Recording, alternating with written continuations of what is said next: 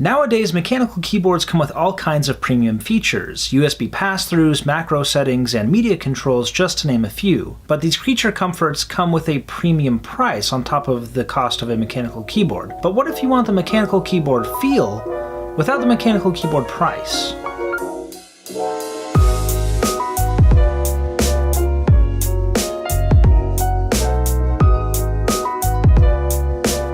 So for that reason, today we're taking a look at the Vava mechanical keyboard.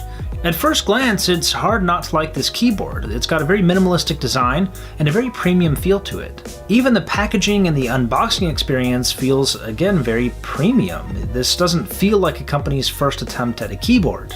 The keyboard is very simple but extremely sturdy. It has soft touch materials throughout. If you feel it, it's not plastic, it's more of a soft texture to it. It has a mini wrist rest on the bottom, which doesn't actually really support your wrist very much, but does help keep your palms elevated. And it has an ergonomic slope design that aids in relieving hand fatigue. The braided cable is always a nice touch, along with cable routing on the bottom, so you can move the cable toward one side of the keyboard or the other depending on what your configuration looks like. And then of course, collapsible legs are adorned on either side of the bottom of the keyboard, which are extremely sturdy and have a rubberized texture on the bottom to keep the keyboard from slipping. Overall, it seems that all the bases are covered, at least in the look and feel department, but that's not the important part. The most important part of any mechanical keyboard are, of course, the mechanical switches. The keyboard features Kale Blue switches, which is an interesting choice for a number of reasons, because they're extremely tactile and give a lot of feedback, both physical feedback but then also a lot of audible feedback. There's a physical clicking sound when the key is actuated. Gamers, however, have a tendency to avoid these because of the sound that they make, and it can be echoed in the microphone or if you're live streaming, but also if you want to spam a button and press it multiple times, you have to make sure that you pull it out of the actuation distance, which can actually take a little bit more time than something like red switches. They're also heavier than most other switches, requiring 50 grams of force to press, but peak at 60 grams once you reach the actuation point. There's 2 millimeters of travel distance until you reach the actuation point, and then an additional 2 millimeters after. Those switches cost a good amount of money, and really that's the bulk of a cost when it comes to making a mechanical keyboard, are the actual switches. True mechanical switches are very expensive to produce, and a keyboard like this, which has 104 keys, is going to come with a bit of a price premium over just your standard membrane keyboard.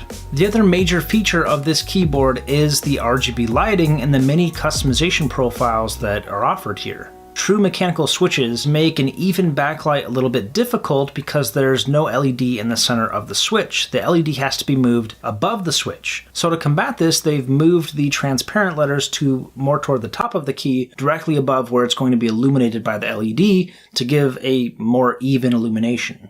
The colors are bright, vibrant, and have many options for you to customize to your heart's desire. Tech companies have all boarded the RGB hype train, but Vava seems to want to be the engineer of that train, and just one look at the settings will show you why. There are several RGB modes that can be utilized by pressing function in association with one of the many F keys. F1 through 5 is to control the custom color profiles, which we'll get to in just a second. F6 has a rainbow wave effect that I think most people are used to. The first function is just more of a traditional wave that moves horizontally across the keyboard. The second function is a single color at a time, and then the third function is a color spiral that cycles through all the different colors offered. F7 is the ripple mode, which means when you press one of the keys, it sends a ripple of color out in all directions around the key, or the secondary function, which produces a single color. F8 controls the snake mode, which is a fun one. There's the first function, which is a slow linear snake, and the second function is a faster spiral snake color cycle, which moves in a spiral toward the center of the keyboard. F9 is the Starlight mode, which is pretty fun. The first function is a random effect, which produces a color and key at random will illuminate around the keyboard. The secondary function is a color cycle that actuates with every key press. When you press a key, the key actually stays illuminated for a little while. F10 is your traditional breathing mode, and the first function of that is just a color cycle. It will fade in one color and then fade out and fade in another color and fade out. Or the secondary function is just to fade in and out one singular color, and you can change which color that is. And you can assign 5 custom profiles to keys F1 through F5. And with those, you can choose each individual key and what color you want it to be. So you can make, for example, a flag or some sort of color gradient across the keyboard. You can really customize it to your heart's desire. But what I really like about the RGB settings is that it doesn't require any additional drivers or software. Now, there is a time and place for those drivers and software to be used, especially if you're dealing with a keyboard that can do macros and you want to assign a specific program or game to a profile. Obviously, that can't really be done with just the keyboard itself, and really Vava have done a phenomenal job of keeping it self-contained. You don't need to install any other drivers other than just what installs by default when you plug the keyboard in. It was actually kind of difficult to come up with a list of things that I didn't like about this keyboard, but if we're being honest, the illumination of the keys is not exactly even, especially if you're going to be looking at a key that has a figure on the top, like a letter or a function, and then a picture on the bottom. When you have keys that need to illuminate a top and bottom, you can see the bottom portion or the picture on the bottom is not nearly as well illuminated, but for the most part, most of the keyboard is illuminated very well. And then of course, there's the fact that it's only offered in pale blue switches. Now I like blue switches, and honestly, they're my favorite as far as how a keyboard feels. But considering I still do some live streaming and I record audio, they're very loud. They're loud, and some people like that. However, if you're working in an enclosed space with other people, you may like the audible feedback, but I guarantee you everyone around you will not. So it would be nice if they offer this keyboard in something like Kale Reds. That's very popular for gamers, at least have the blues and the reds. That way you get the more silent switches, and then of course the more tactical and louder switches for those that want more of that feedback. I think it would be good if they at least offered them in those two.